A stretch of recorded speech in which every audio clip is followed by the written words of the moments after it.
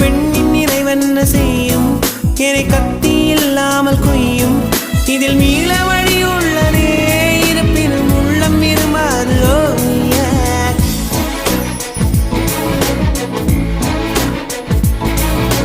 விழிகளின் அருகினில் வானம் வெகு தொலைவினில் தூக்கம்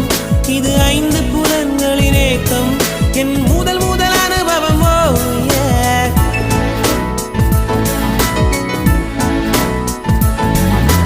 ஒலியின்றி உதடுகள் பேசும் பெரும் புயலென வெளிவரும் சுவாசம்